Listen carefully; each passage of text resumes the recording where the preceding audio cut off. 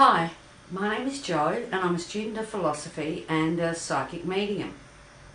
I believe that the study of psychic energy has so much more to offer the world than just telling fortunes, being on a game show or solving murders on TV.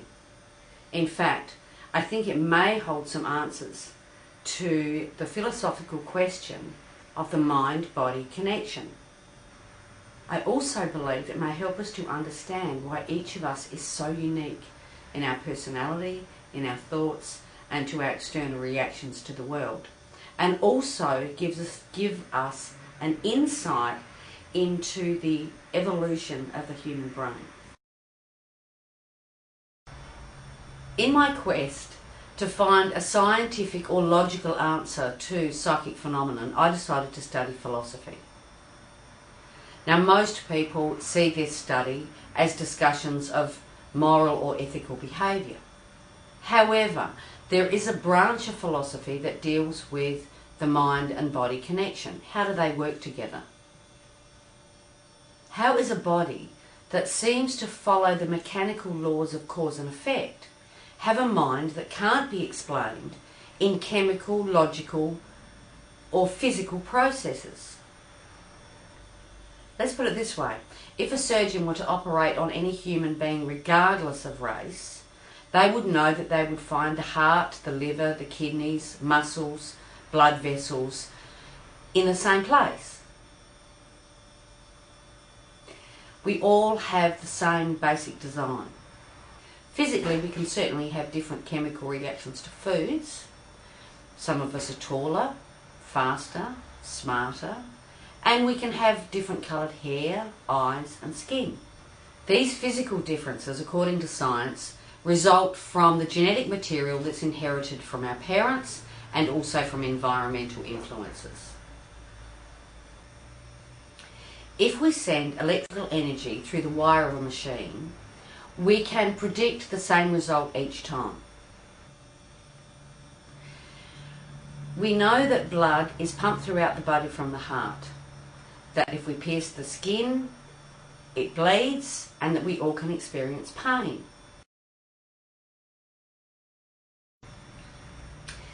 By all evidence, the neurons in our brain conduct electromagnetic energy, and the neurotransmitters release chemicals according to the function that we're involved in.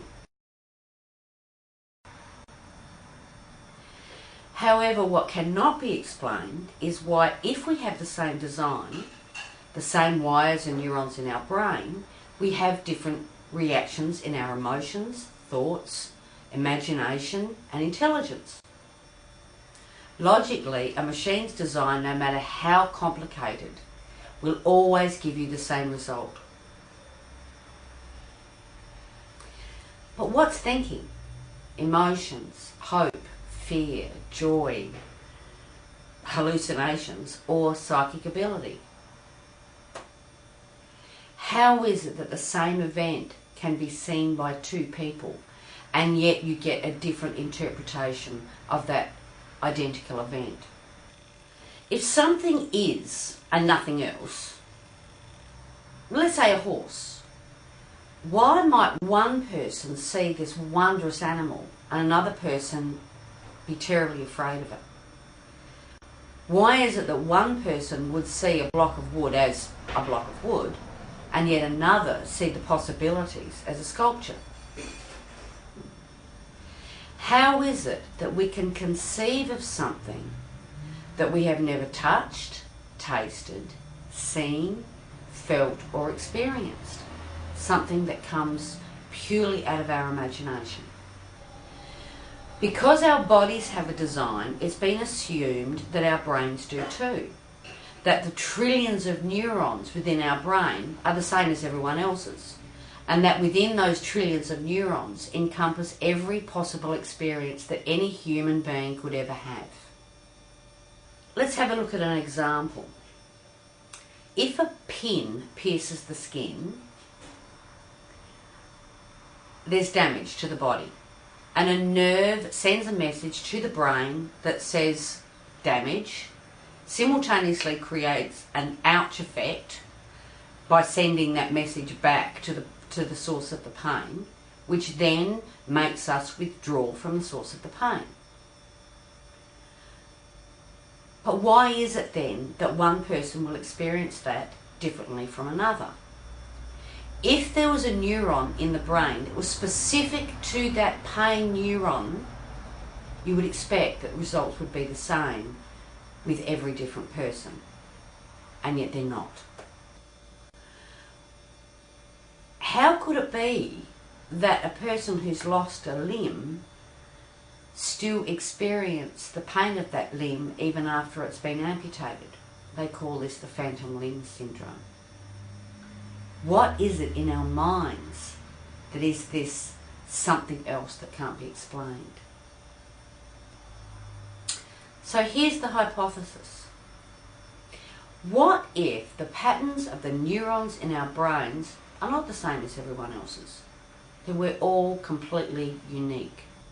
Recent discoveries in the science of brain plasticity has shown that damaged neurons have the ability to regrow. In certain circumstances, people who have lost the movement of a limb through brain damage can learn to move again automatically. With someone else repeatedly helping someone to pick up a cup, for example, new neuron pathways grew in response to that action that eventually allowed that person to move again automatically and independently. In another example, German neurologists studied the brain development of two children of the same age. One child had been loved and cared for and exposed to a lot of external stimuli in their life. Another child had been neglected. What they discovered was that the neglected child's brain had not grown to a normal rate. It was quite a bit smaller than the child that had been exposed to experience and love and care and interaction with the world. Ultimately then, it could mean that it's not the brain that creates the development of a person, but the experiences and the knowledge, the experimentation that we go through that actually develops the brain. This would mean then that the more we experience, the more challenges that we face, the more experimentation we do with our life, the more interaction, the more care, the more love, the more our brains will develop. This would be because for every experience, love, hope, walking, falling down, climbing, experimenting with our physical science, experimenting with our mental capacities, for each of those experiences, it could be argued that the brain grows a neuron in response to that experience. That neuron being there then becomes accessible for the future as memory to be used in other ways or to be expanded in other ways. A narrow, predictable life could actually disadvantage our mental capacities.